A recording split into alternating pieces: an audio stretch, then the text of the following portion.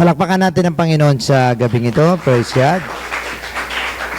And of course, binabati po natin ang ating pong mga viewers mula po sa iba't ibang lugar. Meron po tayong kasama ngayon galing po sa mga malayong bansa kagaya ng Italy. Meron po tayo. Binabati po natin dyan ang mga taga-Italy.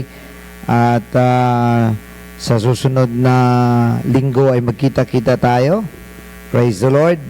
And also mga taga Hong Kong po natin, and syempre Luzon, Visayas, Mindanao. So marami po ngayon ang naka-online na. Sa mga kapwa, mga pastors, leaders, we greet you in the name of Jesus Christ. At sa lahat po ng mga kasama po natin ngayon online, magandang gabi sa inyong lahat at naway pagpalain kayo ng Panginoon. Alright, so patuloy po tayo sa ating mga pag-usapan at ito isang napaka-interesting na topic na pinakakailangan natin. Kahit leader man tayo o hindi, kailangan natin to. Pero kapag marunong ka nito, medyo may plus ka kaagad.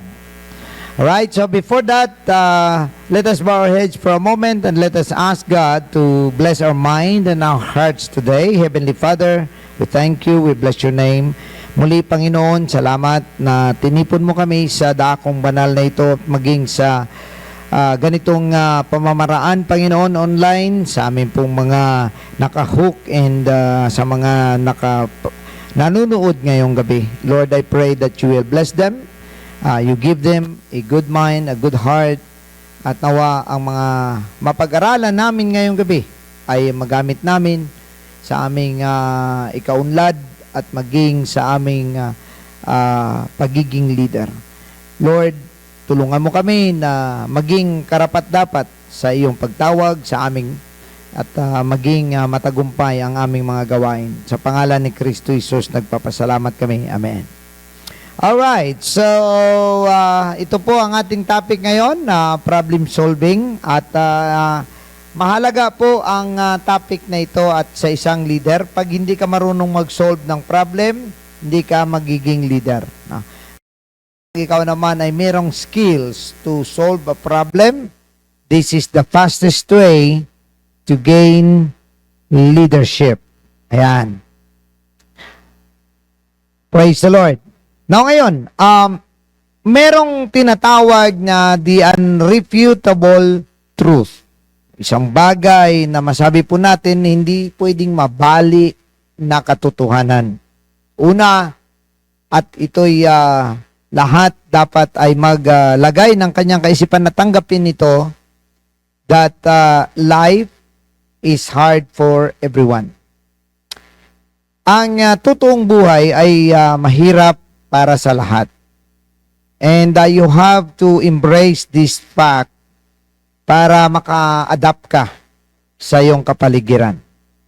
Pag hindi mo tinanggap na ang buhay ay mahirap, marami kang reklamo.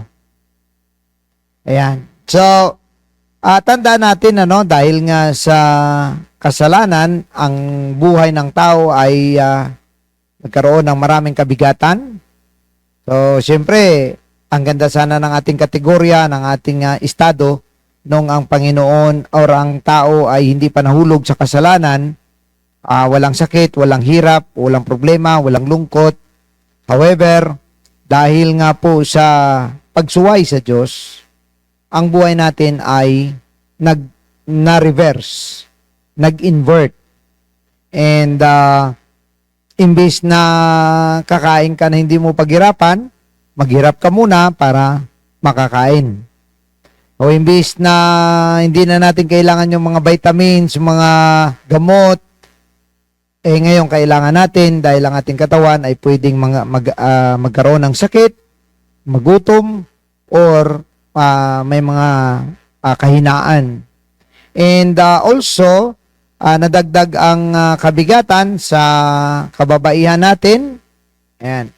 At I think ang isa sa mga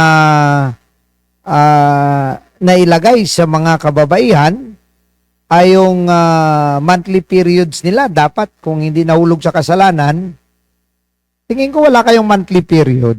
No? Kasi hindi naman kailangan lumabas ang dugo eh. No? Ang dugo ay nagiging palatandaan lagi ng cleansing and siguro yung inyong siyempre definitely yung mga panganganak ninyo hindi rin na rin mahirap.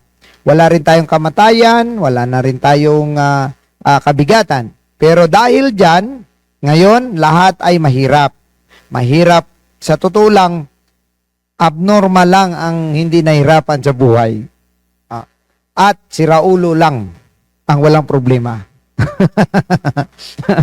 Kasi pag tama ang utak mo, may problema ka. Pagka sira ang tuktok ng utak mo, wala kang problema. Tatawa ka lang. So, pero dahil nga ang buhay ay mahirap at tinatanggap po natin yan, ito po ang inyong dapat pag-isipan.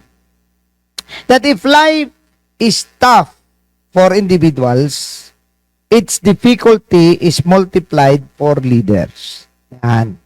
So kung kayo individual, nahirapan na kayo sa buhay nyo, ano pa kaya ang sa leader? Ito tignan ninyo, maraming tao nagrereklamo, hindi man lang daw sila tinutulungan, hindi daw sila inaalagaan ng pastor, hindi daw sila inaasikaso ng pastor. Pero kung tutusin, buhay mo nga yan eh. Di ba? And kailangan mo pa pala ng tulong ng iba. Kailangan mo pa tulong ng pastor mo. So, kung marami kayo, abay, dubli-dubli yan. Pagdating sa pastor or sa leader, ang problema mo, problema niya. So, siya may problema din. So, personally, may problema siya. Tapos, ikaw may problema ka. Nagre-reklamo ka sa problema mo. Pero sa leader, sa mga leaders, kung 10 ang may problema, 10 din problema niya. Plus 1. Kanyang sarili. So, ibig sabihin, we have to also look on that part na sa isang leader talaga, we have to embrace na talagang mahirap po para sa atin. And ang masama pa niyan, kapag tayo ay tinitingnan na parang hindi pwede magkamali. Ayan. Bilang leader, tinitingnan na dapat matibay ka, matapang ka, dapat madiskarte ka, dapat mabait ka. Ayan. Dapat hindi ka pwede magalit. Ayan.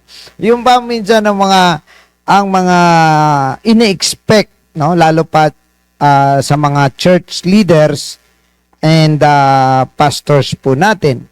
Pero dapat na matingnan natin on different areas dahil lahat tayo ay magiging leader. So lahat, I believe na ang lahat po ng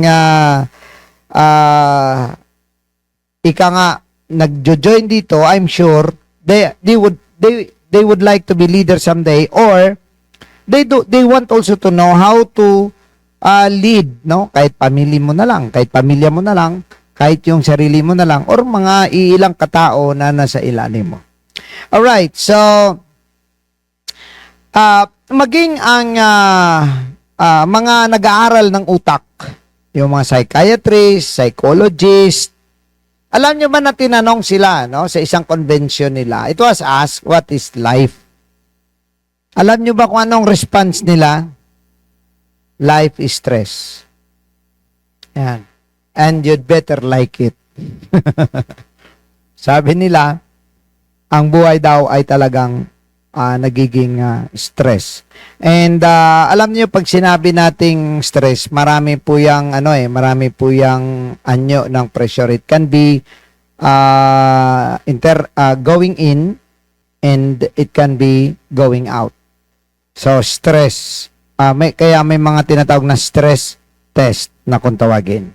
Pero ang isang bagay na dapat mong, dahil naintindihan mo that life is bad, or I mean life is hard, life is full of stress, you need to accept it. Alam niyo, kapag tinanggap mo yon, magagaan buhay mo. Ayaw nyo maniwala? Subukan nyo. Maniwala kayo. Kasi ang lahat ng mga nagre-reklamo, nag-iisip na ang buhay dapat masaya, maganda. Lahat na yan. Kaya nagrereklamo ka kasi hindi nga tumama doon sa standard mo. At yan ay actually na-experience ko, no? At ilang beses ko na ito na-i-share sa inyo. Ano nga ko mapunta rito? So bata pa ako noon. I was just only, I think, 24, 25 years old. And nung pinadala ko rito, and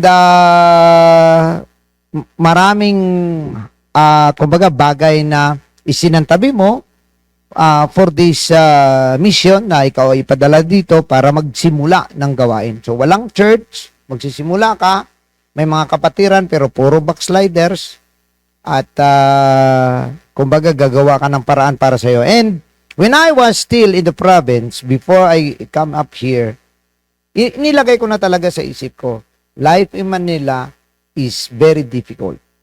Too hard. Ang mga tao doon magulo, ang buhay doon mahirap, puno ng pagsubok ang buhay dito sa Maynila. Yan ang nilagay ko sa utak ko. So noon, sumasakay ka sa barko, kasi wala pa namang eroplano, hindi pa uso yung eroplano, so mayayaman lang dati, nag-eroplano, so barko. So habang nakikita ko yung Maynila, siyempre nakikita mo yun sa railings ng barko at papalapit na doon sa pier, no, sa port. So nakikita mo mga buildings, pero una mong makita diyan yung tumpi ng ng basura. Kasi Smoky Mountain yan dyan yung dito sa kabilang side. So, una mong makita dyan yung bundok ng basura talaga. So, una pa lang, pinapaalam na sa'yo. Ganun na kahirap ang buhay sa Maynila. And, yun talagang nilagay ko sa isip ko. And that is why siguro isa yan sa, I believe, nakatulong sa akin na baliwala sa akin yung mga hirap talaga. Pagdating talaga, sobrang hirap talaga. As in, parang hindi mo talaga magustuhan, parang gusto mong bumalik. Kasi, ang ganda naman ng buhay mo doon sa probinsya ang ganda talaga ng buhay ko sa probinsya, sa totoo lang. Kasi nga, magandang aking sweldo, pinapabalik na ako sa aking kumpanya. So, kumbaga, parang maayos naman ang buhay. And then, pagdating dito, yun nga, mas malaki pa ang aming tinutulugan at bahay na inupahan ng isang brother, mas malaki pa ang bahay ng baboy namin sa probinsya. Malapad pa. Tapos, wala ka pang tubig, kailan mo pang mag-igib. Tapos, salitang kami tulog kasi maliit yung kama. Dalawa kami. So, ang trabaho niya pang gabi. So, siya matutulog sa araw. Ako gising. Panggabi, pag alis niya, ako naman matulog. Kasi salitan lang kami sa kama And at the same time, ikaw na rin ang mamalingke, ikaw wala ka pang support, wala kang pera. In fact, kahit pamasahe, naganap ako ng pamasahe papunta rito. So, kahit saan ako napunta, talagang matinding hirap ang dinanas. Pero yun nga, ang isang bagay na napuna ko sa aking sarili, parang never at one time, na dumating ako sa punto na nagsisi ako kaya ako pumunta sa Maynila. Parang hindi ko maalala yun. Basta ako dire-diretso lang. Ang gusto ko lang ang sa akin lang is, tinutupad ko lang kung ano yung calling sa akin ng Panginoon. At tuloy-tuloy lang. Pero isang nakatulong is that my mind is prepared. My heart is prepared for whatever stress na aking kakaharapin. So, leaders, sa ating mga problema sa buhay, we should learn how to be practical in solving problems. So, kumbaga, dapat may practical yung approach mo sa mga problema. Kasi ang problema nga, hindi nga natatapos. Hindi rin siya nauubos. So, dapat, ang approach mo is practical rather than emotional. No? Kasi kapag ang approach mo ay emotional, parang baka dumating ka sa punto ng tinatawag na self-pity. Ayan. Self-pity. Pag emotional kasi, kawawa naman ako, mabuti pa sila. Ano na lang ang buhay ko? Sa lahat na tao, ako yung pinakakawawa. Ay. So, naawa ka na sa sarili mo. Pag maawa ka na sa sarili mo, naku, lagot na. So, bilang leader, hindi po pwedeng umabot ka sa punto na maawa ka sa sarili mo. Dapat, go forward ka pa rin, no? Kaya pagkagaya niyan, leader, o alangan naman na sa harap ng mga tao, sa harap ng kongregasyon, palumulumo ka. Mga kapatid, alam niyo ang hirap-hirap ng buhay ko. Sana maawa kayo sa akin. Di ba? Anong tingin nila sa'yo bilang leader? Di ba? Ngayon, bilang leader ka, kailangan magparamdam ka na everything is fine, everything is good. Kasi wala kang magawa or else titingnan kanila na hindi ka leader. So yun yung mga nagdadagdag ng problema sa kumbaga stress, no? And pressure sa isang leader. However, ang isang punto lang diyan is dapat medyo practical ka sa pag-approach mo sa mga problema. Huwag kang mag-approach ng emotional. And tapos, i-simplify mo ang lahat ng bagay. I-simplify mo. Make your life simple. Yun ang pinaka-importante. Kasi once you make life complex, ano bang ibig sabihin ng complex? Parang ang dami pang ang dami pang arte, ang dami pang nakadikit, ang daming nakasalalay. Pahirap ang buhay mo. So make life simple. Sabi ni Apostol Pablo, meron kang pagkain, meron kang damit, at meron kang matulugan, be contented. So, hindi niya sinasabi na dapat maghirap ka na lang na maghirap kahit na Ang ibig sabihin ni Apostol Pablo is that na hindi dapat ang iyong mga pangangailangan, dapat hindi ka mag-desire beyond, no? Beyond sa mga bagay na una, hindi mo naman kailangan to the point na you spend everything para sa isang bagay na hindi mo kailangan. And the effect of that is stress, pressure, bayaran sa utang, bayaran sa lahat ng bagay. So maraming dadagdag, magiging complex tuloy ang iyong buhay. So learn to have a simple life. So ang tawag po diyan ay pragmatism. Yan. So may bagong word tayo, pragmatist. Ibig sabihin, anong ibig sabihin ng pragmatic? Pragmatism means thinking or dealing with problems in a practical way. Ayan. Rather than by using theory or abstract principles. So, ikaw, dapat nag-iisip ka na ang pag-deal mo ng problema, yung practical. Ibig sabihin, what is really there, what is really necessary, ano ba talaga ang pinakamagandang gawin, rather than na gamitan mo ng mga theory na ito dapat ganito, dapat ganyan, na hindi pa napatunayan nga, or tinatawag na hindi mo maintindihan ng mga principles. Right? Now, you have to remember that pragmatism allows a person to take things that others would consider problems or distractions and see them as opportunities. Yan.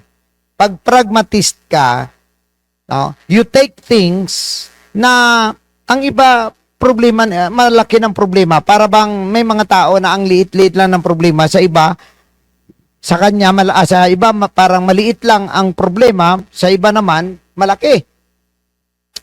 So, mapupunan ninyo na sometimes may mga tao na parang ang laki, ang liit naman ang problema pag pinag-aralan mo, ang liit naman pala ng problema niya, pero parang maguguho na ang mundo niya. Para na siyang masisiraan ng ulo. Pero pag tinignan mo, maliit lang naman pala ang problema. So, ang isang pragmatist na tao, tinitingnan niya ang mga problema na sa iba ay malaki na at distraction, pero ang tingin niya dyan, oportunidad. So, ibig sabihin, he doesn't look at it in a negative side. Now, itong tandaan ninyo, problems don't have to be problems unless you allow them to be. Ayan. Problema na nga, problemahin mo pa. O, di ba? Problema na nga, problemahin mo pa. Ngayon, ang problema, hindi mo yan magiging problema unless you allow them to be. Tandaan ninyo mga kapatid, na you can actually put things in a right perspective. Now, bakit? Yun po yung isang bagay na siguro ay ating tanungin. Bakit kailangan mo ng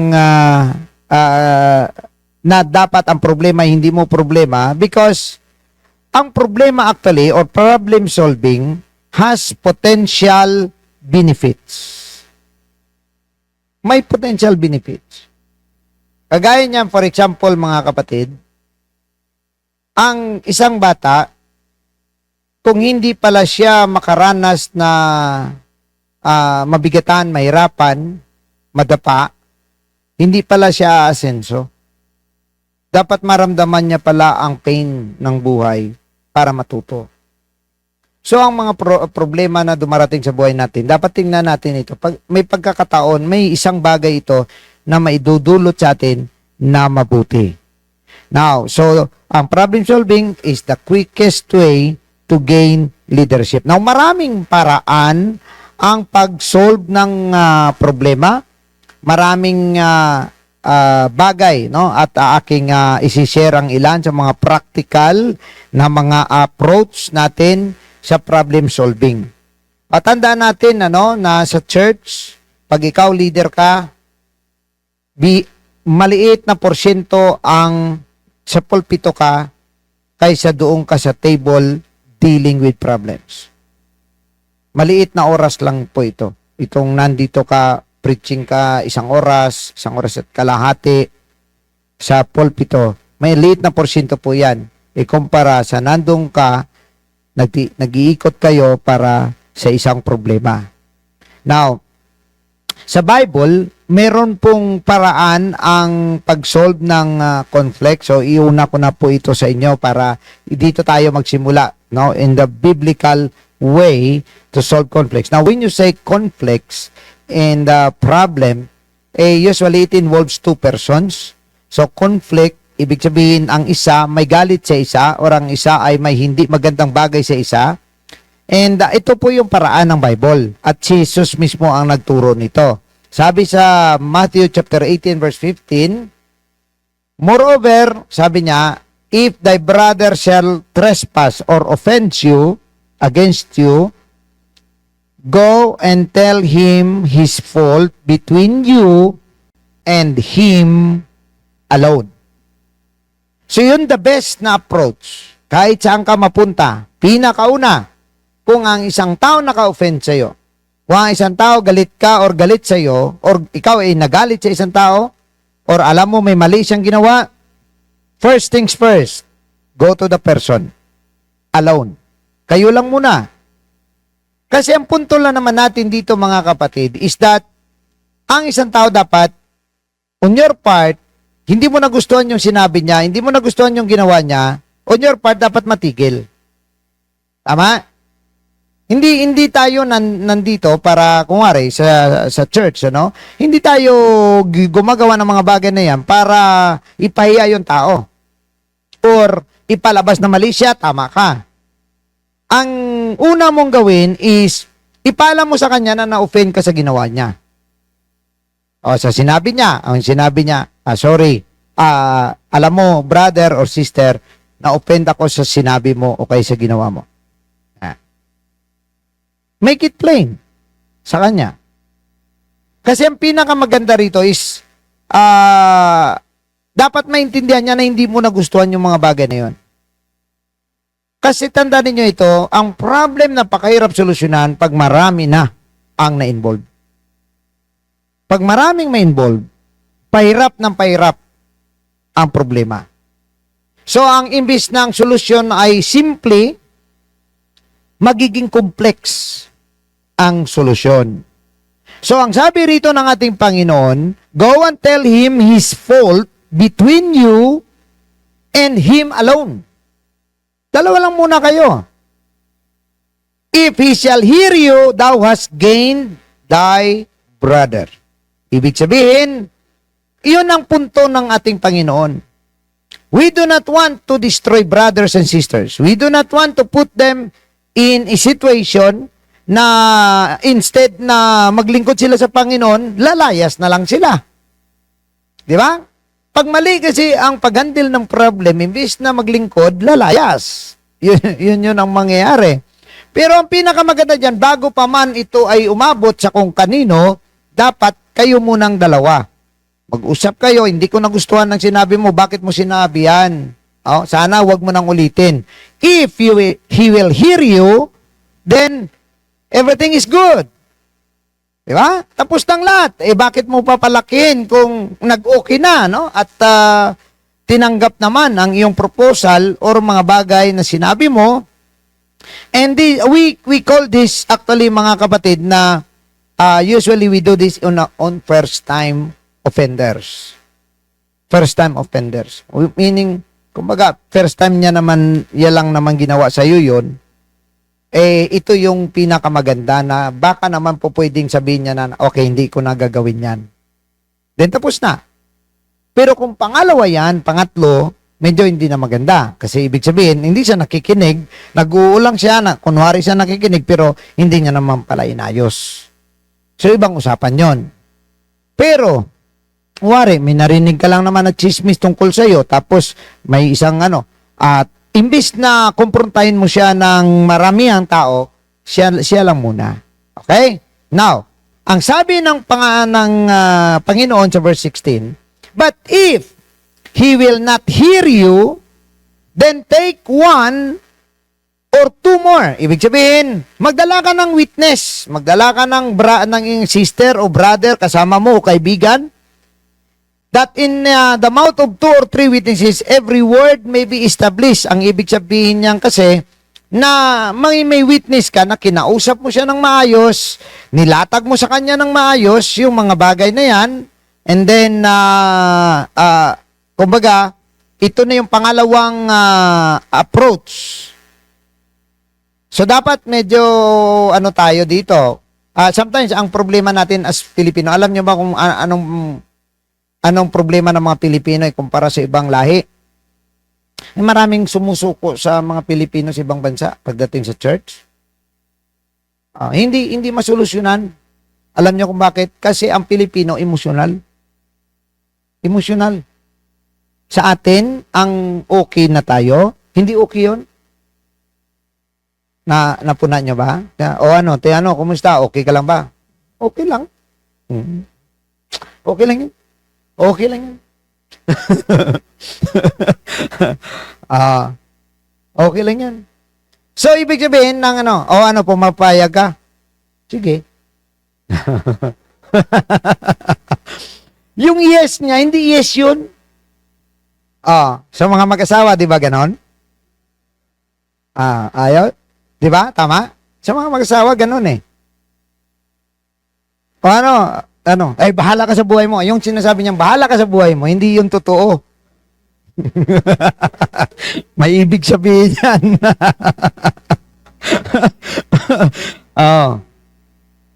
Alis ako. Ay, di umalis ka. Actually, hindi. Sabi niya, pumapayag ka na umalis ka. Di, umalis ka na. Pagka mga ganyan na, hindi yan totoo. Kabaligtaran yan. Kabaligtaran yan. So, pero sa ibang bansa, iba. Ay, alam niyo mga Amerikano, kaya nilang mag-usap ng diretsahan talaga, kahit na nag-anuhan sila. Then pagkatapos, pag sinabing, okay, it's fine, it's good. As in, wala na yun. Talagang kaya nilang tanggapin yung ganun. Sa Pilipino, hindi. Hanggang 3 taon yan.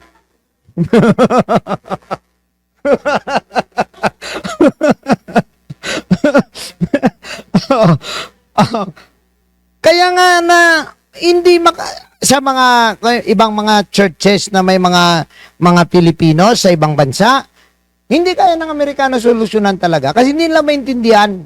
So, Pilipino lang din na makabigay ng solusyon. Kasi tayo, naintindihan natin. Sa mga Amerikano, actually, sa ibang mga, like mga Americans, ang gusto nila, kung may conflict, baka naman pwede na lang mag-forgiveness na lang. Di sabihin na, sige, patawarin mo na ako. Yun ang gusto nila. So, Sometimes, akala ng mga Amerikano, kagaya nila, na pag sinabi natin na, they shake hands. Okay na? Okay lang. Sa mga Amerikano, i-interpret nila, yun, okay, at least nag-forgiveness. Pero hindi totoo yun. Sa Pilipino, hindi totoo yun. Magkaiba tayo. Talagang kakaiba ang sistema ang takbo ng utak ng mga Pilipino pagdating very emotional po talaga tayo. At kumbaga ano tayo? Ito bang problema ng Pilipino? Nahiya siya magkumpronta. So, hiya mo na. Okay lang naman sa akin, pero hindi okay yun. Hindi kausapin mo na lang, hindi na, okay lang. Okay naman. Okay lang naman.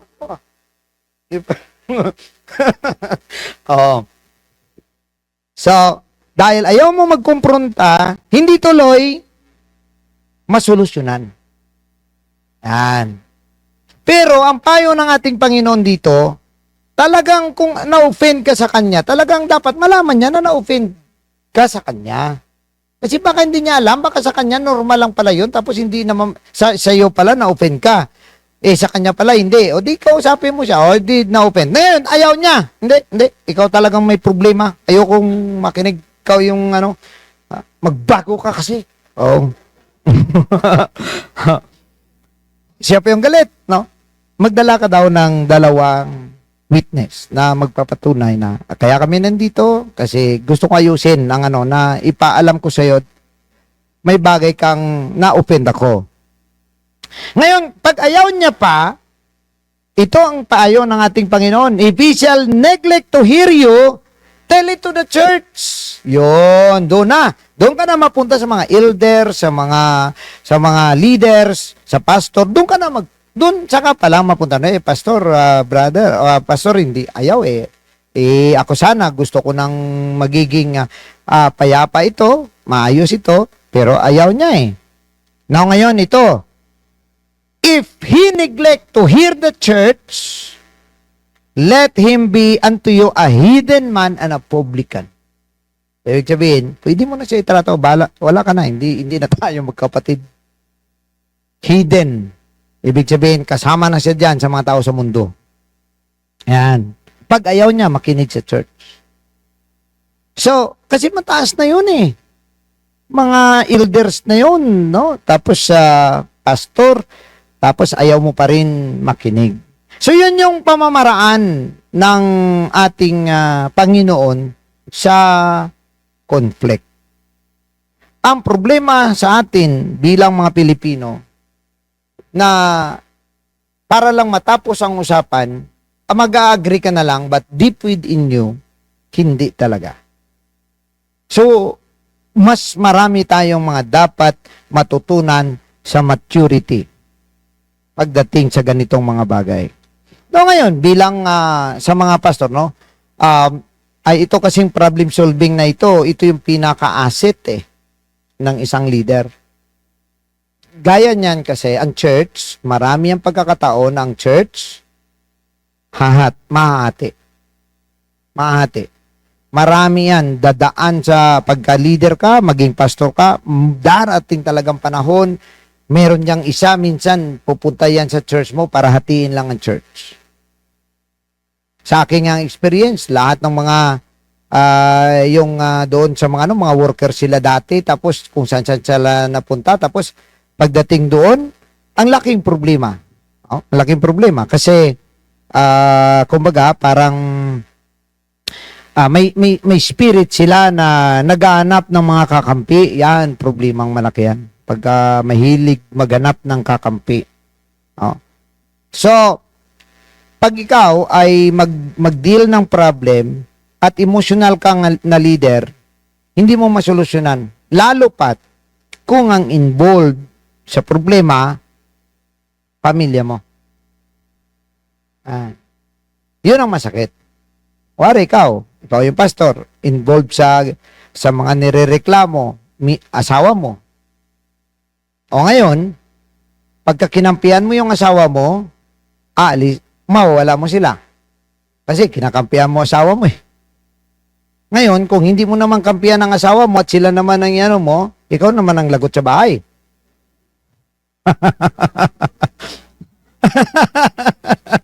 Ikaw naman. Ay, pagka leader ka talaga, parang wala. Pero sa aking experience, pinaka the best.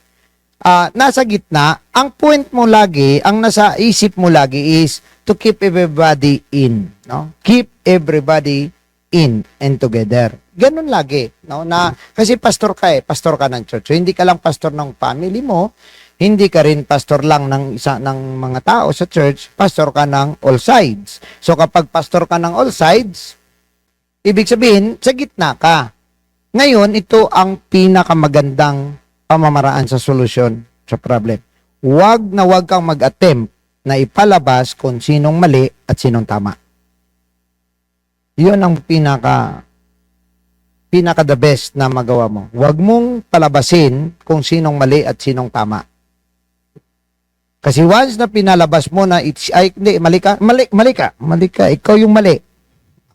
Mga ganyan. Sigurado yan. Mawawala mo yan. So, ang target mo bilang leader sa pag-solve ng problem is win-win solution. Okay? Win-win. Now, ngayon, kung hindi talaga kaya, well, at least, ang mangyari dyan is win-loss solution. Ibig sabihin, may mga pagkakataon talaga, hindi na talaga kaya kasi may mga tao naman talaga na wala naman talaga problema. Nag-create lang talaga sila ng problema para sa kanilang sarili na kumbaga escape route nila, no? So pagka ganun, wala ka na magawa gusto na talaga Ginaganap lang na magandang dahilan. Pero as possible, kung ma-win-win solution mo, maganda. At least ang pinaka-minimum na target mo kapag nag-deal ka ng problema is win and loss. Win-loss solution. Yan. Huwag mong hayaan na mapunta ka sa loss-loss situation.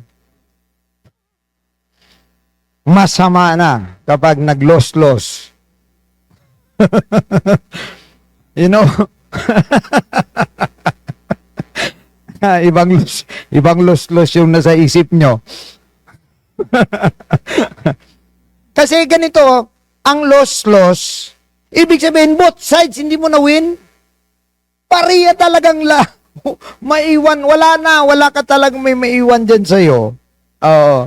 Kaya nga, pagka ito ang matindi sa leader, kailangan niyang mag-sacrifice ng sarili niya. Kahit ang pride niya, isa-sacrifice niya yan. May mga time nga yan na sa mga konfrontasyon, pati ikaw, madadamay ka. May mga sasabihin pa yan na parang wala nang respect sa'yo. May mga aksyon pa yan. Magsalita sa'yo, parang walang Well, nasa atin yan, pero sa akin, dumanas ako niyan Pero okay lang kasi my point is, I want to go to the point, saan ba talaga galing ang kanyang galit.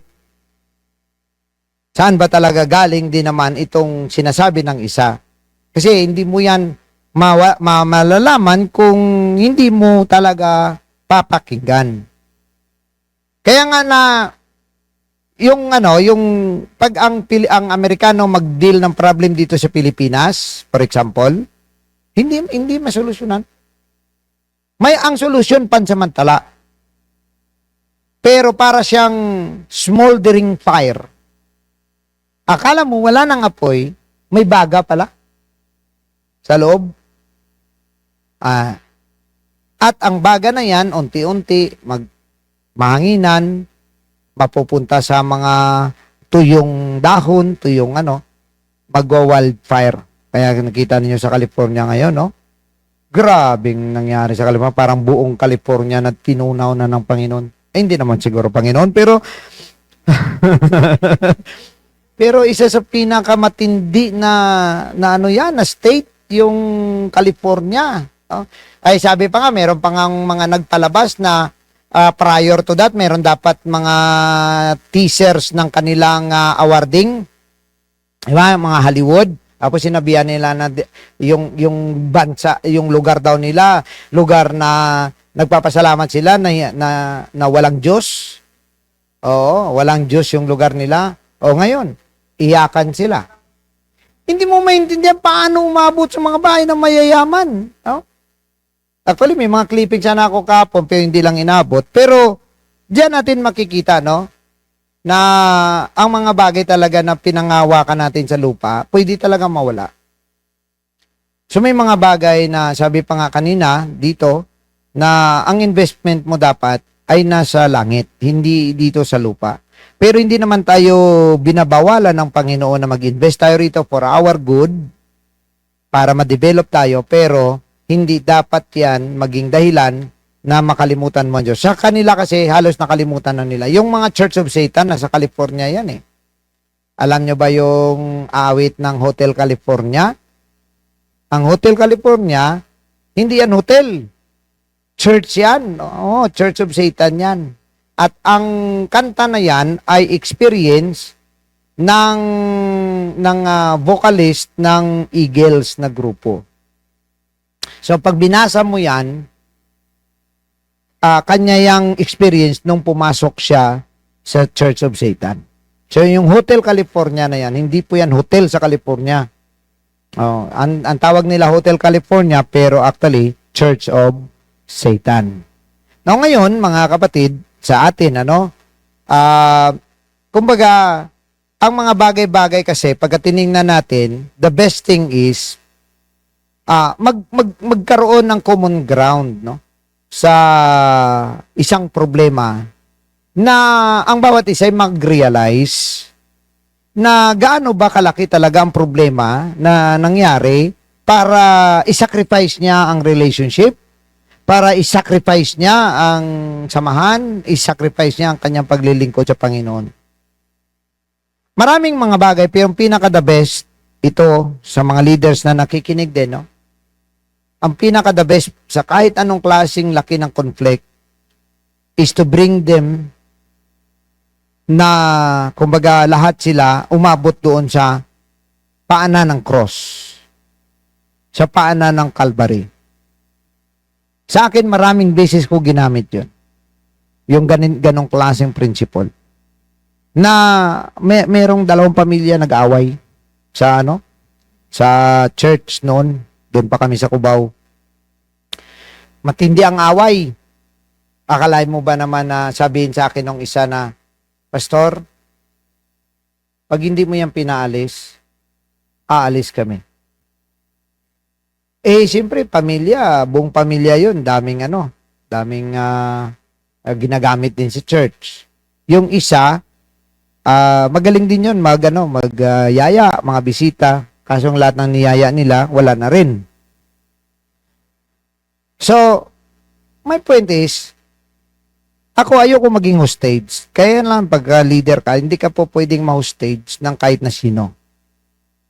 Dapat hindi ka mag-hostage. Bahala nang maubos wala na yung tao dyan sa church. Huwag lang na hostage ka sa demand ng isang tao. Kasi hindi po pwede. Pag pastor ka, hindi po pwedeng maging hostage ka. And so, banatan sila. Ang pinaka-the best, hayaan mo muna silang magbanatan. Ikaw naman. Wala, sige, ubos na. Ikaw naman. Okay, may sino, sige, saglit. Sige. Tapos pagka babanat naman ng isa, wala, sige, ubusin mo. Kasi pag hindi maubos, uulit-ulit kayo. Kaya ako ako ng mga ganyan, pinapaubos pa hanggang maghapon. Minsan, 2 oras. Bandang uli, sabi nung, may isang matinding away talaga na inayos kami sa ibang district. Hindi talaga masolusyonan. Matindi talaga. Sabi ko, let them talk. Hayaan ninyo. So, banatan sila na banatan. Mga 2 oras na banatan. Bandang uli, nagtinginan na lang sila. Tapos sabi ng isa, sorry na lang kasi medyo masama din ng iba rin ang aking iniisip dati sa inyo, so sorry. Di, nagyakapan sila. Tapos sabi nila sa akin, Tama nga, no? Pagpagod ka na pala, ayaw mo na ng gulo. Ayan. So, pero ang point natin, ano? Pagka gusto ninyo maging leader, pag-aralan ninyo kung paano solusyonan ang mga problema. Yun ang pinaka-the best na magawa natin. Now, pwede ba natin sabihin na natin na we will curse the problem solving, no? Yung mga problema, sabihin natin, dapat wala na tayong problema. Hindi rin po pwede. Kasi si Apostol Pablo, which is a good leader, may problema nga ang church Basahin nyo ang Corinthians, puro problema. Thessalonians, puro problema. Ang daming problema. Pero sila'y magaling na teacher, magaling na pastor, magaling na missionary, pero may problema. Kasi mga kapatid, sa totoo lang, ang problema, hindi mo talaga yan matanggal sa church. Dahil wala nang pinakagalit ang dyablo doon sa masayang church. Yan ang pakatandaan natin. Ayaw ng dyablo maging masaya ang church. So gagawa siya ng paraan para matigil lalo pat ang church na umaabante, yung church na maraming ginagawa, doon aabot talaga, gusto talaga ng dyablo na matigil yan ang inyong improvement. So ibig sabihin, ang church, pag wala problema, dapat maganda ang leader. Kasi magkakaroon yan talaga ng problema. No, ngayon, sa magandang setup na church, hindi masyado ang epekto ng isang problem kasi sometimes doon pa lang sa ilalim, nasusolusyonan na. So, hindi masyadong malaki ang impact sa pangkalahatan. And kapag tayo ay nag-deal ng problem, always, ang isipin nga natin, no, ilagay natin, ang aking ultimate kapag hindi na talaga masolusyonan, ang aking nilalatag sa kanila, yung ginawa ba nito sa iyo ay higit pa sa ginawa ng tao sa Panginoon. Kasi kung higit pa, para maintindihan kita. Pero kung hindi ihigit sa Panginoon, ang Panginoon, nakapagpatawad pa So, lagi doon sa pinaka ilalim ng cross at ikumpara. Ano bang ginawa niya sa iyo? Hindi, ito kasing sabi niya. O, sabi lang naman pala Sinampal ka ba? Hindi. Nilatigo ka niya? Hindi rin. Dinuran mo? Hindi rin. O, wala pa nga kalingkingan sa ginawa ng Panginoon. Ngayon, parang gusto nyo na magpatayan. So, ang atin, sa atin, dapat isipin din natin, ang ginawa ba sa atin ay higit pa sa ginawa sa ating Panginoon? However, ang the best na isipin natin is that, ang buhay natin, lagi yan may problema, hindi po solusyon na tanggalin ang problema. Ang solusyon is how you handle the problem. Kasi pag tinanggal mo ang problema dito, sa langit lang po yun mangyayari. Pag sa lupa ka, hindi po talaga matitigil ang problema, mga kapatid. Now, ang problem solving at ang mga problema, may mga benepisyo. Kaya nga, pagka pragmatist ka na type, ibig sabihin, tinitingnan mo, may opportunity sa bawat problema na nangyayari. Now, ngayon, ang number one na potential benefit of problem solving is that, number one, problems introduce us to ourselves. Ibig sabihin, yung mga problema dumarating, nagpapahayag kung sino ka. So, naintindihan mo na ngayon, nakikilala mo ang iyong sarili. Pangalawa, problems introduce us to others. Nakikilala mo ngayon yung mga tao na kasama mo. Ano ba silang klaseng tao? Ayan. Number 3, problems introduce us to opportunities. So meaning, if there is a problem that needs to be solved, mga kapatid, Rather than na magreklamo tayo, rather than na para tayong kumbaga puno tayo ng complaints, ang gawin natin is looking on the better sa mga nangyayari. Dahil nga hindi mo yan mapigilan, no? Tandaan natin, kapag ikaw pastor, kahit gaano ka kagaling, hindi mo mapigilan na mayroong problema. So kahit gaano ka kagaling mag-disciple, may problema pa rin. Kaya nga, mula sa mga bagay na ito, dapat ang gawin mo na lang is looking for the best in those negative things. No? So number 1, mga kapatid, na i-discuss natin, problems introduce us to ourselves. Letter A, our decisions are often impacted by our proximity to the problem. Anong ibig sabihin nito? Ang ating mga desisyon ay nakabase sa kung gaano mo kaalam ang problema. Yan.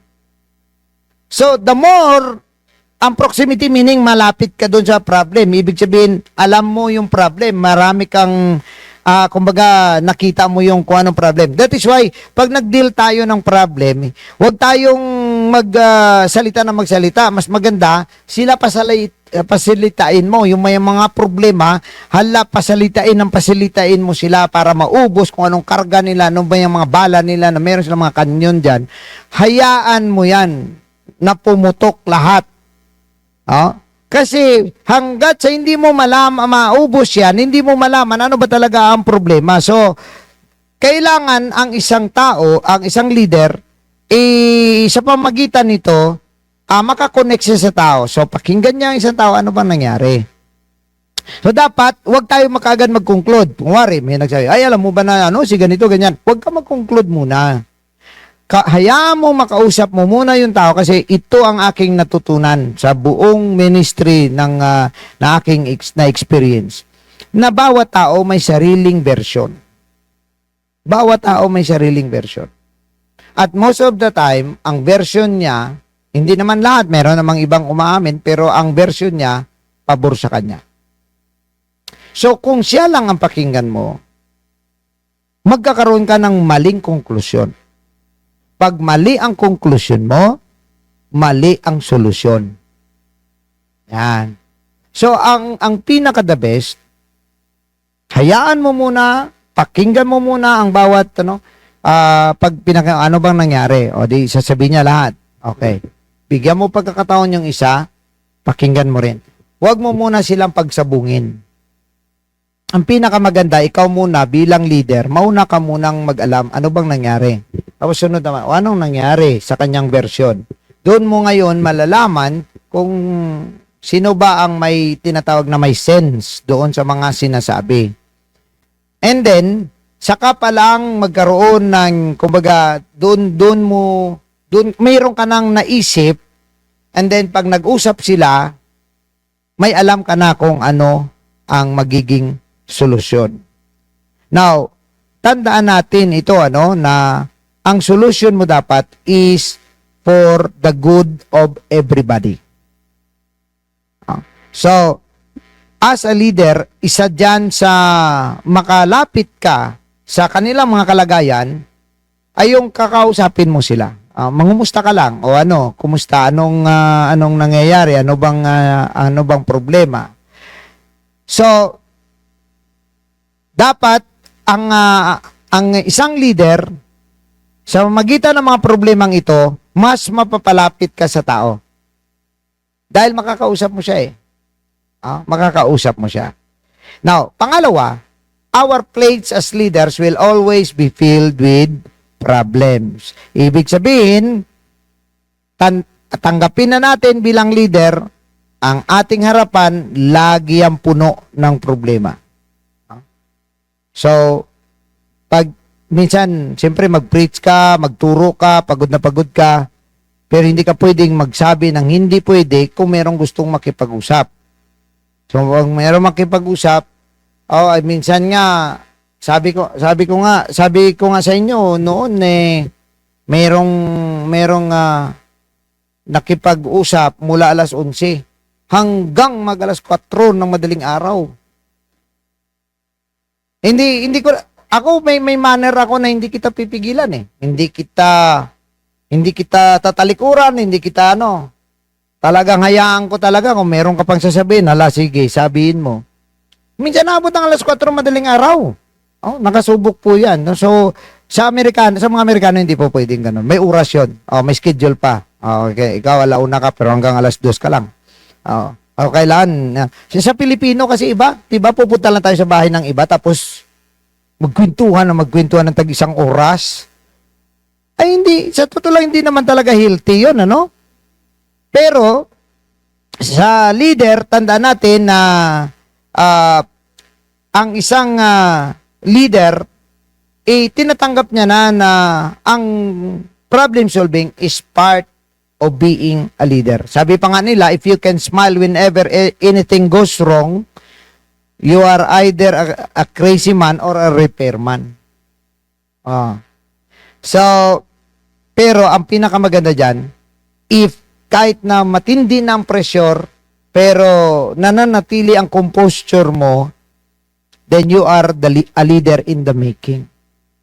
Kumbaga, may quality ka as a leader. So, problems are what you deal with every day. Expecting anything other than that is being unrealistic.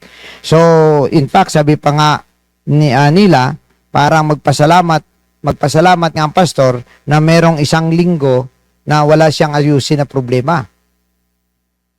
So, part na talaga ng lifestyle ng isang leader ang magkaroon ng kumbaga problem solving kung tawagin. Now, pragmatism also serves as well as leader. So, ito na, yung pragmatism. Ibig sabihin nito ay dapat ang mga ating isip, pag nag-ano tayo ng solusyon sa ating mga problema, dapat yung practical. Ibig sabihin, yung related, yung applicable sa kalagayan, at hindi yung idealistic. Iba po kasi ang idealistic, iba rin po yung realistic. So when you deal problems, you deal with realistic problem, pero gusto mo ng idealistic. Ibig sabihin, may gusto kang senaryo na dapat mangyari, pero i-deal mo muna ang realidad. You cannot enforce sa tao kung ano ang idealistic. Idealistic meaning yung gusto mong senaryo. Di ba? Yun yung dapat. Yung gumagamit ka ng word na dapat kasi ganito, dapat ganyan, dapat ganyan. Yun yung mga idealistic.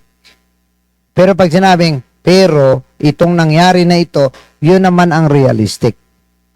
So, and the solving problem, will train to be very pragmatic. And alam niyo yung mga approach natin, mag-develop yung mga tinatawag na patience at saka persistence mindset.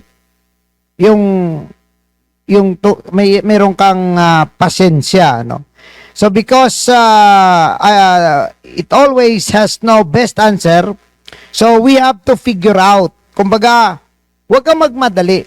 Huwag kang magmadaling mag-conclude. Minsan pagka narinig natin, may magko-conclude tayo. Hayaan mo muna na kung minsan merong mga time na mag-meditate ka sa iyong paghiga, sa iyong pag-upo, iniisip mo kung anong solusyon. And many times, ang makakatulong sa iyo, meditation, and God will talk to you for solution through meditation. Kaya sa mga leader, mahalaga po yung mga silent moments na tinatawag. Yung mga nag-iisa lang sila habang nag-meditate because God can talk to them in their heart and then magkakaroon sila ng mga solusyon sa problema.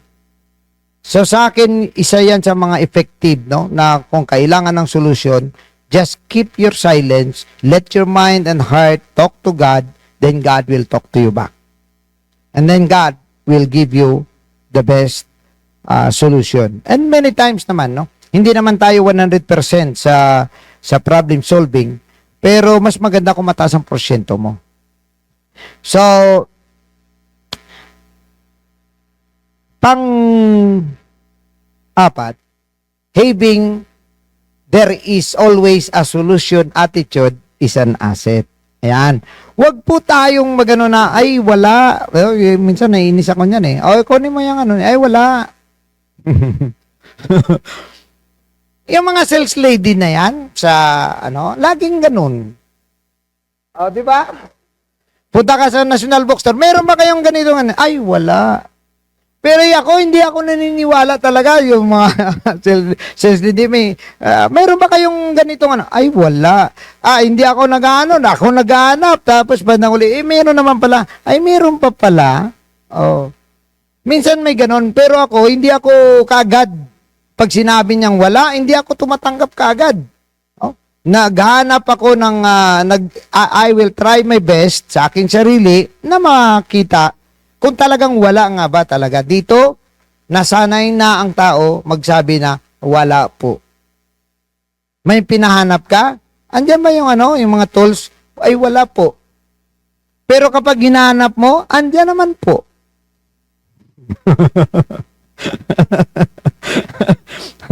Lagi yan, kasi tinatamad na maghanap. Wala na po.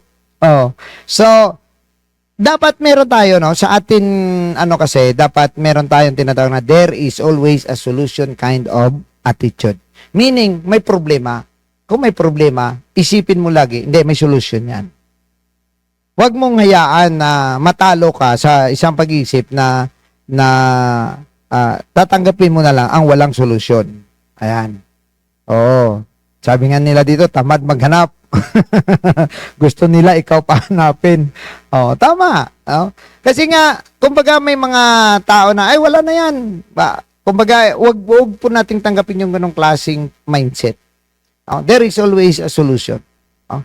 Yun po yung ilagay po natin sa ating kaisipan. Now, alam nyo ba na ang good leaders are always solving two puzzles in every problem? Ito yung mahirap sa isang leader. Pag nag-solve siya ng isang problema, dalawang anggulo ang kanyang dapat isolve.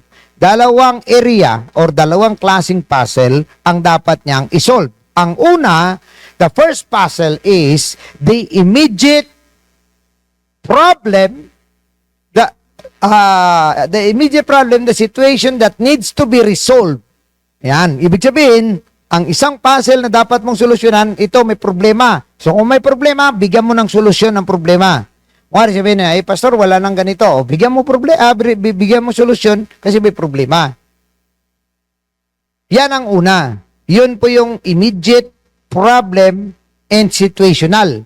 Pero ang pangalawang puzzle ay ang big picture. Kunwari may problema sa loob, may problema sa dalawang tao. Anong epekto niyan sa dulo? Anong epekto niyan sa pangkalahatan, sa church, sa organization, sa samahan, no? Dapat iniisip mo 'yon, no? So kung ikaw ay mag-solve ng problem, hindi lang yung problem ngayon ang sinosolve mo, ang sinosolve mo rin is the effect sa pangkalahatan ng solusyon at ng problema. So anong epekto ng problema na 'to? And then ano ang solusyon? So, ano rin ang epekto ng solusyon na ito? So, yun po, ang sa isang leader ay medyo mabigat mag-solve ng problema kasi kailangan ng utak mo. Ang tawag po dyan ay mental agility. Dapat ang utak mo may kakayahan na magproseso ng maraming mga bagay para lang na makuha mo ang the best na solusyon. So, ang mental agility na ibig sabihin may positive ka na pag-iisip na, okay, masolusyonan natin yan, magkakaroon tayo ng solusyon dyan. Ang tawag po dyan ay expectancy value theory of motivation. Ang isang tao kasi kapag alam niya na kumbaga ay merong halaga ang isang pagsolusyon sa problema, magkakaroon siya ng motivation na gagawin niya ang solusyon kasi nga mahalaga. Yan.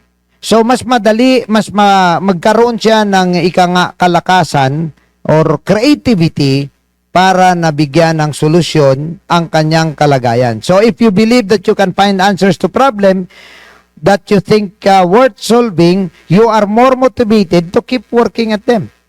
Siyempre, alam mo na kailangan ito masolusyonan. May mga term tayo na hindi, kailangan masolusyonan natin ang ganito. Ayan. So, the more you work at them and succeed, the greater the number of tools you will develop in problem solving.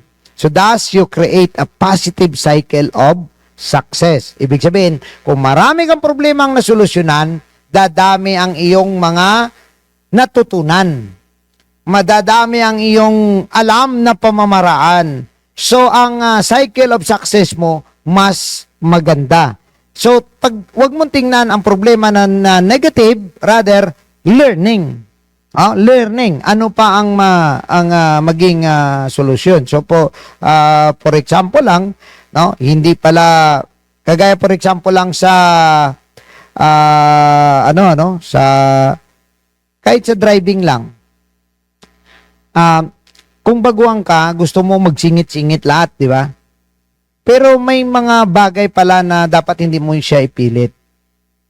O nga for example, meron dyan tao na talagang nagagalit. Yung dati-rati ako, ganun Pagka, talagang pinipilit ko talaga. Pero natutunan ko bandang uli na mas maigi na lang na pabayaan mo siya kaysa magka-problema ka. Kasi hindi lang pala siya may problema, pati ikaw madamay. So, kung minsan, ang ating learning, ang ating mga experiences, yun ang magtuturo sa atin ng mga pamamaraan to be successful. Now, our actions can make our problems increase in number and size. So, tandaan po natin ito, na ang ating mga solusyon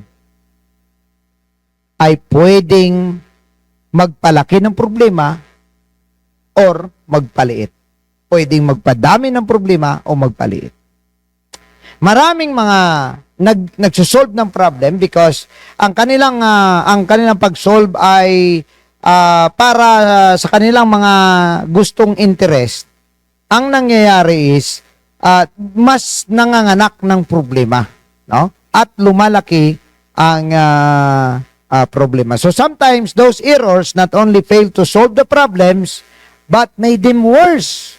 So yung mga maling dealing ng problema ay nagiging mas malala. Kaya nga maraming mga churches ang hindi nakaka-recover after it-trouble. Pag nagka-trouble, hindi maka-recover dahil nga sa ang solusyon sa problema nagdagdag ng mas malaki pang problema. Now, tanda natin, problems always tended to multiply whenever. Ito yung mga bagay na tandaan natin, no? Bakit sumasablay ang ating mga solusyon? Number 1, ang solusyon mo magdadagdag ng problema kung you lost your perspective. Ibig sabihin, ano ba talaga ang gusto mong mangyari kapag nag-solve ka ng problema? Ano bang gusto mong mangyari? Ang ilabas na ikaw yung tama at sila yung mali, or ang isa ang mali, isa ang tama, or unity. Target mo bang magkaisa? Target mo bang mabuo pa rin ang church? Ayan. So if you lost your perspective, magkakaproblema ang iyong solusyon. Now, the other one is gave up on an important personal value. Ibig sabihin, yung tinalikuran mo yung nararapat na pag-uugali or nararapat na prinsipyo na pinaninindigan mo. Ayan, magkakaproblemang dagdag yan. Also, if we lost our sense of humor. Ayan, alam nyo ba, mga kapatid, sometimes ang isang bagay gumagaan kahit mabigat kapag medyo meron tayong tinatawag na sense of humor. Ibig sabihin, hindi naman natin nilalighten ang problema, pero nilalighten natin ang ating stress para mag-deal ng problema. Also, magkakaproblema rin tayo kung parang ang pakiramdam mo sa iyong sarili, no? Yung kumbaga parang mababa. Ayan. Also, if you look for others to blame. Itong matindi. Magkakaproblema, hindi mo masolusyonan kapag ang iyong solusyon ay maghanap ng maituro. So, hindi maganda sa isang leader na naghahanap ng maituro. Dapat ang hinahanap niya solusyon. Hindi yung maituro kung sinong mali. Sapat na yung malaman ng isang tao na mali siya. So, kung wari, ay ikaw kasing dahilan pala nito. That's enough. Ang next is solution. Look for solution. Wag na, alam niyo ang weak leaders, naghahanap ng masisi. Wari, may nangyari. Imbis na baguhin niya ang mga bagay na alam niya, yun yung dahilan ng problema, naghanap siya ng iba na isalang at ikalang dyan para maituro. So, tinatakasan niya ang kanyang self-responsibility. But the leader, you have to remember, is the one that can make or break an organization. Make or break of a church. Make or break of any organization. Oh? Tandaan natin yan. So, kapag leader ka, wala kang magawa. Huwag ka nang maghanap ng ibang maituro. Ang gagawin mo na lang is ano ang solusyon na dapat gawin. So, kung may tendency ka na maghanap ka ng maituro at parang lumalabas ikaw pa yung biktima, magkakaproblema ang iyong solusyon. And lastly, kung gusto mong takasan ang problema kaysa solusyonan mo. Yan. Kung meron kang ang pamamaraan mo sometimes takasan mo na lang yung problema kaysa solusyonan mo, magkakaproblema ka rin. Alright? So now, letter E, the actions can make our problems increase in size and number. And letter D, ay mali, no? F na pala yan. Problems handled well often make us better. Ito naman ang maganda. Alam nyo ba na kapag ang problema usually, even sa leader o kahit na sino, ang problema ay will give you many things. Number 1, to humble you down. Number 2, to give you learning. Number 3, to make you mature. Marami pong maituturo ang mga conflict sa buhay mo, yung mga nangyayaring hindi maganda sa buhay mo, marami pong maituturo kapag hinanap natin yan. No? Hang-ups and bumps na makasalubong mo will make you a humble one. Alam niyo mga kapatid, napakahirap ng isang tao na hindi nakaranas matalo. Kahit sino, no? Pakiramdam niya siya na yung superstar. So, dapat na tanggapin natin ang pagkatalo. That is why, kung ikaw magulang ka, huwag mong ipilit ang anak mo na hindi pwede matalo. Dapat, hayaan mo rin kung matalo siya, talo. Then, para ma-handle niya ang emotional content. Sabihin mo sa kanya, hindi, okay lang yan. Next time, babawi tayo. Di ba ma-encourage mo yung bata? Hindi. Ano bang ano yan? Ano naman, natalo ka na naman. Kasi hindi ka nagpa-practice. Talo ka, tuloy. So, hindi kailangan na i-pressure. Rather than, mas maganda na natanggap niya yung pagkatalo, pero hindi po pwede natanggapin niya na lang na lagi din siyang talo. Wala ring magagawa. So, ang mangyayari is, i-encourage mo siya na manalo naman sa sunod. Ayan. Ibig sabihin, dapat ma-deal niya ang kanyang emotional stress pagdating sa pagkatalo. Ayan. So, and then, kapag tayo naman, tandaan natin ito, na ang pag-deal natin sa problem, kapag ito'y umigi, nakakaganda ng pakiramdam. Kung nasolusyonan ng isang problema, maganda ang iyong maramdaman. So, tandaan natin, na there is also a problem promise. So, problema yan. Pero may promise din ang problema. Ito ang tinatawag. When you handle them well, problems promise to make you better. Ayan. So, again, dapat nating isipin lagi na hindi porke problema yan, masama sa atin. Dapat isipin natin, dapat, kumbaga parang positive thinking, yung sinasabi mo na, hindi, yung problema na yan, masolusyonan natin yan, gaganda at maging maayos ang lahat ng bagay. Alam nyo ba mga kapatid, maraming mga tao ang kilala natin ngayon, pero out of their situation, nag-rise up sila at nakagawa pa sila ng mga matitinding bagay. Kilala ninyo si Florence Nightingale. Si Florence Nightingale isang nurse, pero siya ay nagkasakit at halos hindi siya halos-halos siyang makabangon sa kanyang bed. Pero isa siya sa kanyang hirap ng kanyang sakit. Siya ang nag-organize ng mga hospital sa England noong mga unang panahon. Si Pasteur, yun na isang scientist, siya ay semi-paralyzed at meron po siyang sakit na apoplexy. Pero habang inaatake siya ng kanyang sakit, tuloy-tuloy siya na nag-imbento ng gamot sa kanyang sakit. So, ganun din si Francis Parkman. Hindi man natin sila kilala, pero he is a well-known, ni-research ko siya, he is a well-known American historian. Pero alam nyo ba na ang kanyang buhay ay buong buhay niya, hindi siya makakita ng maayos. Kailangan niya ng malaking lens para lang makabasa. And hindi nga siya makatagal ng paggawa ang kanyang katawan. Hindi makakaya more than 5 minutes. After 5 minutes, he needs to rest. Hindi makabangon. Tapos, after makarest, saka naman siya gagawa. Pero alam nyo ba na sa kanyang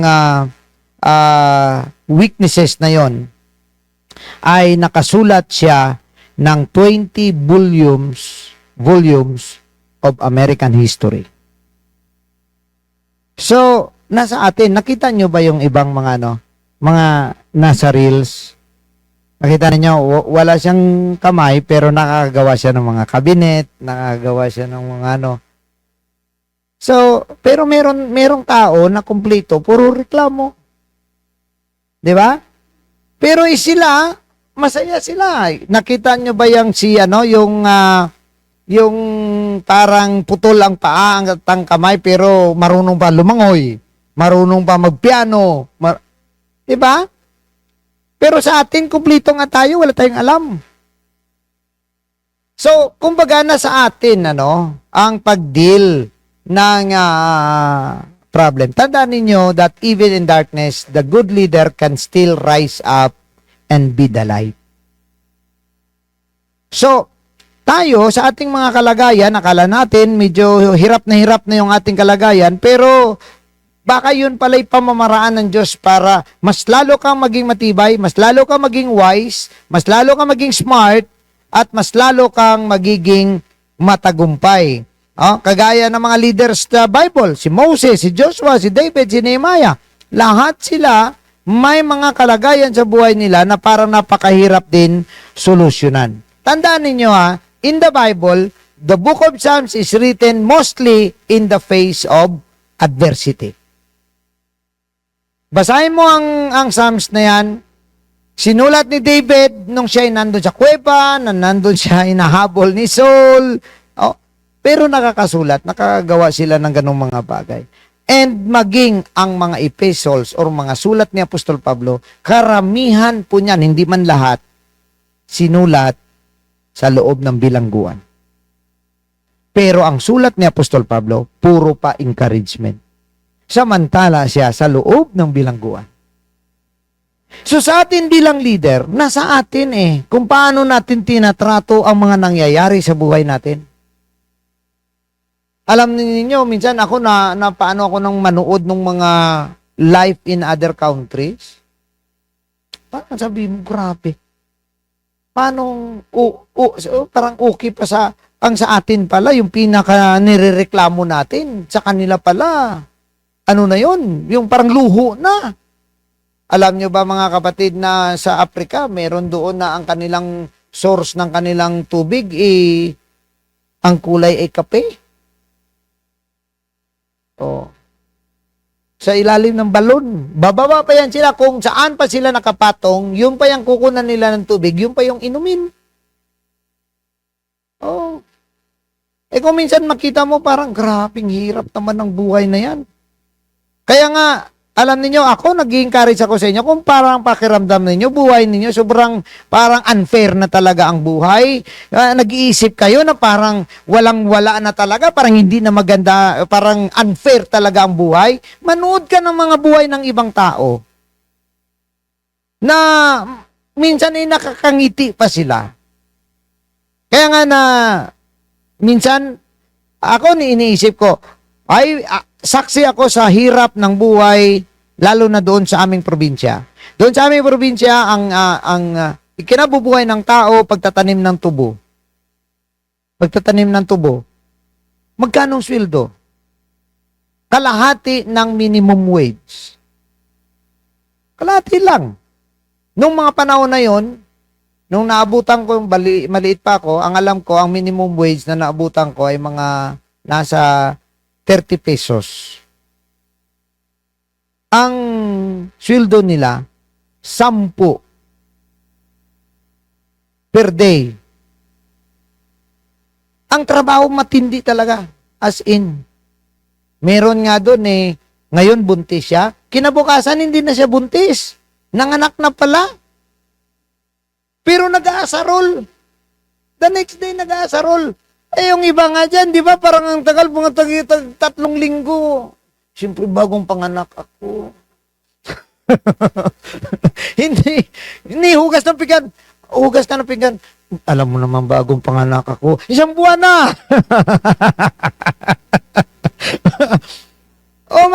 Di ba? May ganun. Pero doon talaga, ito, saksi, true story po ito. Nakita ko mismo yan. Ngayong araw, buntis siya. Tapos, kinabukasan, nagtrabaho siya. Hindi na siya buntis. Sabi namin, sana. Sabi ng mga kasama niya, di ba buntis ka? Anong nangyari sa'yo? Di, nanganak ako kagabi. Nanganak kagabi. Nag-aasarol na. Ayan. So, kumbaga ganito, no? Ang pinakamaganda, once na nagrereklamo na tayo sa ating kalagayan, tumingin ka rin sa iba. Pero yung iba naman, kaya naman pala nila. Yan. Minsan nagre-reklamo tayo, maliit na bagay, maliit ang sweldo, maliit ang ano. Pero yung iba nga wala ng sweldo eh. Oo, mas matindi pa yung trabaho. Kaya nga po, mga kapatid, dyan lalabas ang pagiging leader mo. Out of the adversity, out of the poor situation, sa hirap ng buhay, mananatili kang nakatayo, nananatili ka sa focus ng iyong vision at ng iyong direksyon. Kikilalanin ka na isang leader. Magiging leader ka bandang huli. Kasi walang leader na titingalain ng tao na sabihin na natin, malambot. Kumbaga, matibay sa mga problema. So, problems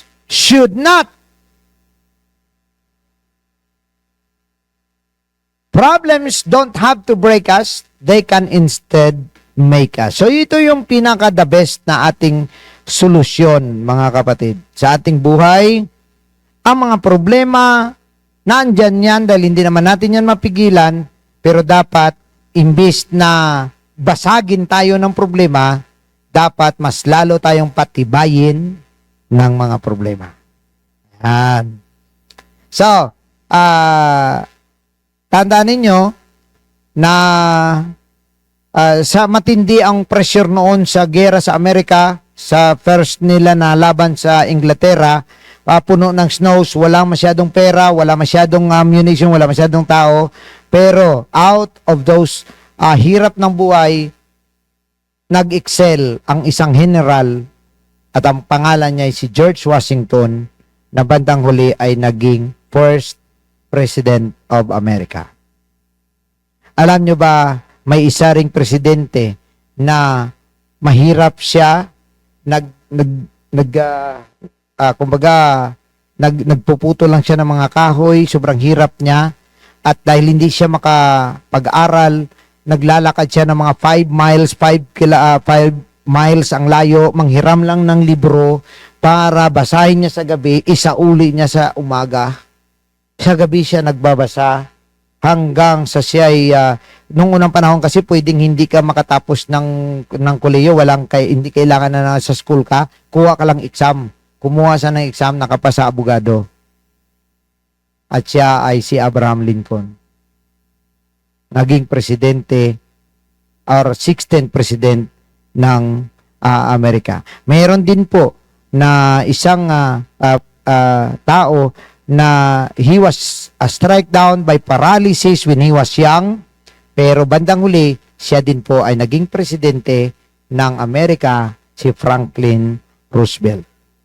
Nakita niyo dyan yung Roosevelt Avenue? Sa kanya yan nakapangalan. Pero may paralysis po siya bago niya. And meron din po isang bata na nasunog ang buong katawan niya at sinabi na ng mga doktor hindi na siya makakalakad muli dahil ang kanyang mga kamay, mga daliri ng kanyang paa ay hindi na maremedyohan. Pero alam nyo ba, siya nung lumaki siya, hindi siya nagpatalo sa sinasabi ng doktor, but he became the world record holder ng 1-mile dash na pagtakbo sa Olympics in 1934. Ang pangalan niya ay si Glenn Cunningham.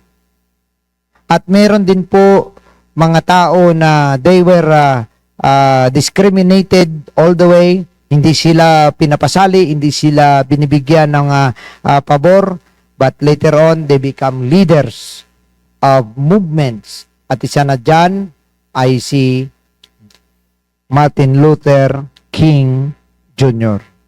At meron din po isang bata na ang tawag sa kanya ng kanyang teacher ay retarded, at sinabihan na mismo ang kanyang nanay na anak, sabi ng teacher sa nanay niya, ang iyong anak wala ng pag-asa.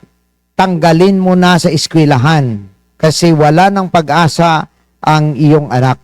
Tapos tinanong niya ang kanyang nanay at sinabi ng bata, anong sabi ni teacher? Dahil alam ng bata na tatanggalin na daw siya sa school, sabi ng nanay niya, alam mo ba na tatanggalin ka nila kasi hindi daw nila kayang, ang takbo daw ng isip mo ay hindi daw nila maabot. Pero ang totoo, ang sabi ng teacher, wala na, abnormal yung anak mo. Wala na yung pag-asa. Failure Puro failure talaga, as in, puro failure talaga. Pero nung tinanong niyang nanay niya, sabi ng nanay niya, hindi anak, kaya ka lang nila ililipat kasi mas mataas daw ang iyong IQ kaysa sa kanilang lahat. So naisip ng bata, ganon, ibig sabihin magaling ako. At siya po ay si Albert Einstein. Di ba? Nakita ninyo? Ayan. So mga kapatid, huwag ninyong hayaan na yung mga sinasabi ng ibang tao ang siyang mag-judge sa inyo ng inyong mga futures, ng inyong mga destiny. Walang humahawak ng destiny natin but God alone. And God can do everything for us. Hallelujah!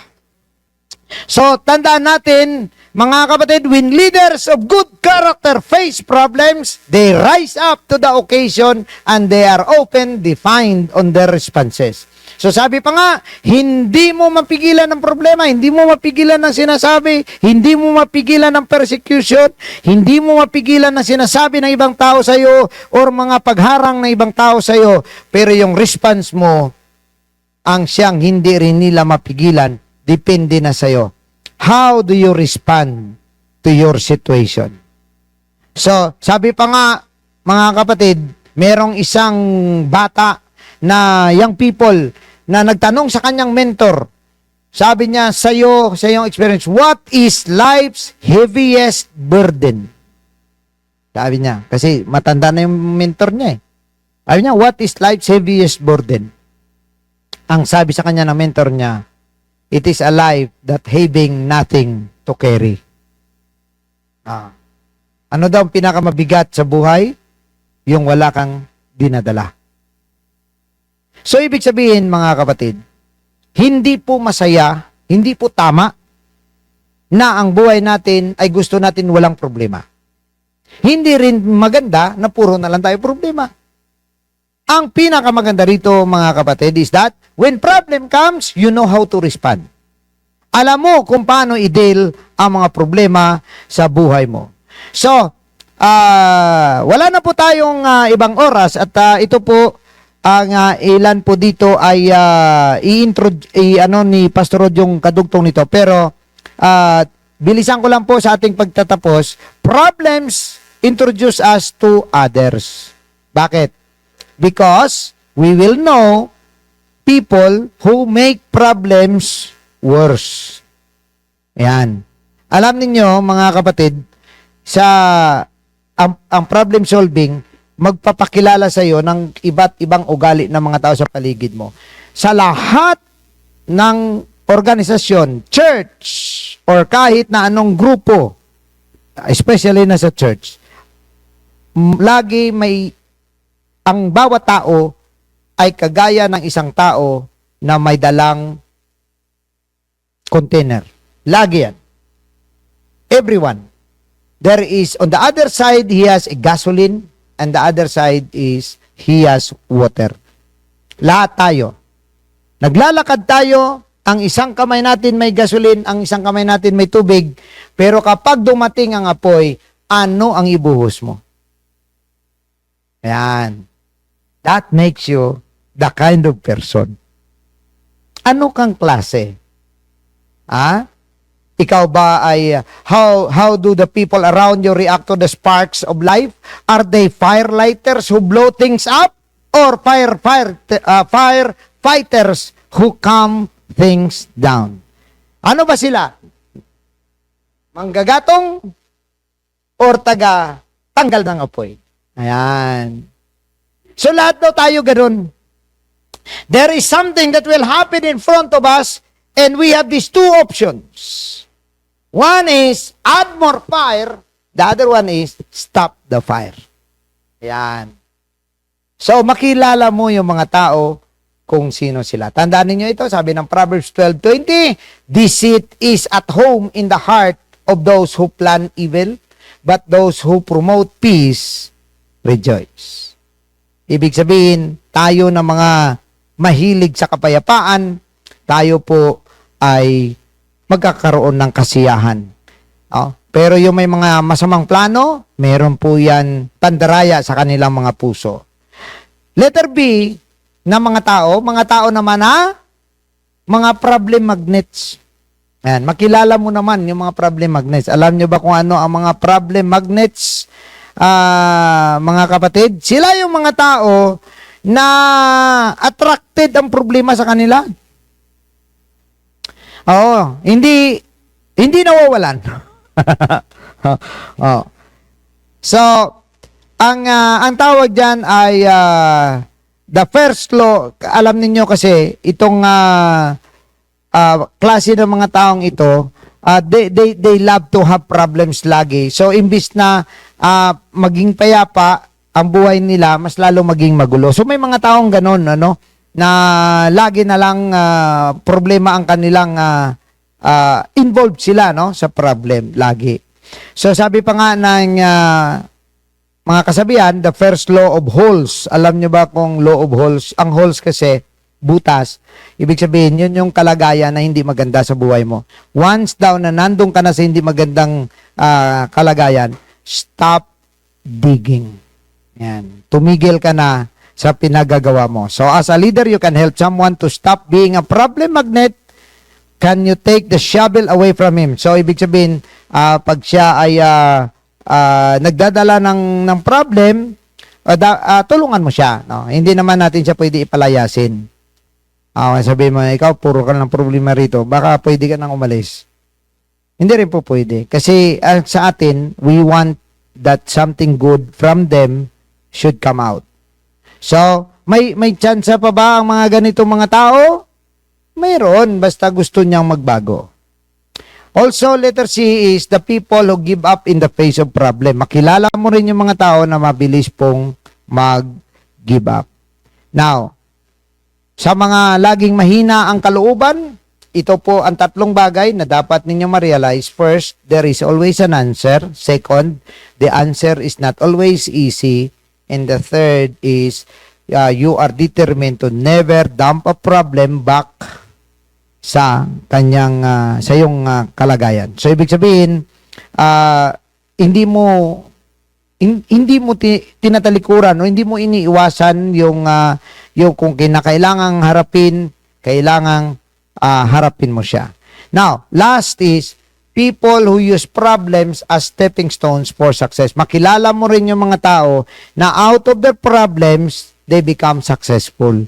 So makilala mo sila na ang mga problema dumating sa buhay nila, nagiging pagkakataon pala nila na umangat. Alam nyo ba mga kapatid na merong pag-aaral sa 400, more than 400 ka-highly successful men and women in the world. At they're all recognized. At alam nyo ba sa mga listahan na ito, nakasama dyan yung mga pinag-usapan nating mga tao. Sila ni Roosevelt, si Keller, Winston Churchill, sila ni Mahatma Gandhi, Albert Einstein, Simon Freud. Kasama po dyan. At alam nyo ba na sa pag-aaral, 3/4 of them ay mga anak ng isang troubled family. 3/4 sa kanila. Galing sa troubled family. At mahirap dumaan sa poverty, gutom, broken family, difficult parents. Sometimes dumaan sila sa over-possessive na parents, over-domineering parents. Dumaan sila 3/4 sa kanila. Sa out of 400 na mga successful men, dumaan sa matinding buhay ang 300 sa kanila. 74 of the 85 writers of fiction or drama surveyed and 16 of the 20 poets came from homes where they saw psychological trauma between their parents. And more than 1/4 of the sample suffered physical handicaps such as blindness, deafness, or other crippling disabilities. Ibig sabihin, 1/4 sa kanila, 100 sa kanila ay dumanas ng physical handicaps, blindness, deafness, cripple. Pero, nag-overcome sila. Yan. So, ibig sabihin, nasa atin din, no? So wag po tayo maghanap ng ng sisi kasi kaya ako naging mahirap, hindi kami nakatapos kasi yung aking mga magulang kasi wala na tapos na yan. All you have to do is how you will react to your present problem and to your current situation. So, as a leader, you need to pay attention on how your people respond to problems and you need to help them respond correctly if possible. Right? So, bilang leader, hindi natin sila dapat i-chapwera, pero turuan natin sila. Ngayon, kung hindi sila magpaturo, hayaan mo na. Kasi nakakapagod yun. Yung turo ka ng turo, hindi naman natututo. Okay, number 3, problems introduce us to opportunity. Sabi ni Albert Einstein, in the middle of difficulty lies opportunity. Di ba? Ganda ng sinabi niya, no? So, ito, tanda natin, ito ang summary. All life is problem solving. The best leaders are the best problem solvers. The most effective leaders approach problems through a lens of opportunity. Good leaders look for good mentors. So, maghanap po tayo ng mga makapagturo po sa atin. So, kagaya nito, nag-attend tayo sa mga ganito. So, nami-mentor tayo. Kasi nga, sabi nga ni Ben Johnson, he that is taught only by himself has a fool for a mentor. Intindihan niyo siya nasabi. Yung ang nagturo sa kanyang sarili niya lang, ang mentor niya, si Raulo din. Kasi siya yun. Alright? So, ito na.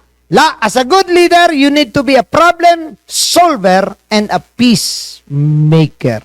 Ayan. I-avoid natin ang division, i-avoid natin ang kaguluhan, gawa natin ang paraan na masolve ang mga problema at maging instrumento tayo ng kapayapaan sa bawat isa. Dapat hindi po tayo magiging catalyst ng trouble or catalyst ng pagkahiwa-hiwalay, bagkus tayo ang maging simula ng pagkakaisa at kapayapaan. Ang sabi ng Matthew, dito po tayo mag-conclude as we end.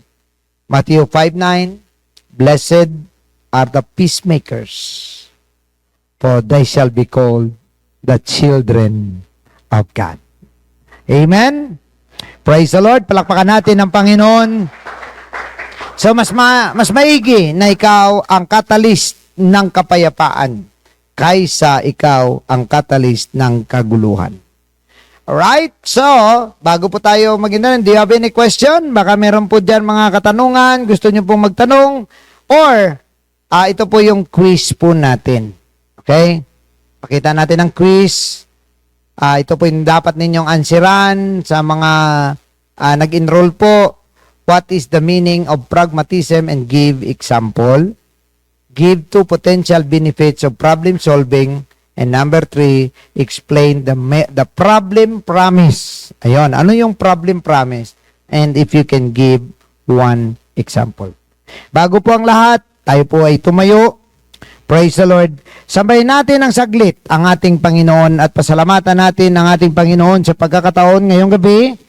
And next Monday po ay si Pastor Rod ang inyo pong makakasama. Dahil po alanganin po ang aking magiging schedule by Monday dahil biyahe ko po yun from Germany to Italy, so hindi po kakayanin. But anyway, let us ask God today na tayo ay bigyan ng Diyos ng puso na maging tagapamayapa. Gamitin tayo ng Diyos na ma-encourage yung ating mga kapatid, at tayo naman ay hindi magiging simula ng kaguluhan at hindi rin tayo maging catalyst ng pagkahiwa-hiwalay at paghati-hati. Let us worship God for a moment. Let us praise Him as I pray for all of you tonight. Hallelujah. Let us ask God that He will use us for His glory and for His name. Hallelujah, Lord. We praise you, Jesus. We magnify your name. Hallelujah. Salamat, Panginoon, sa pagkakataon ngayon na binigyan mo kami ng isang aral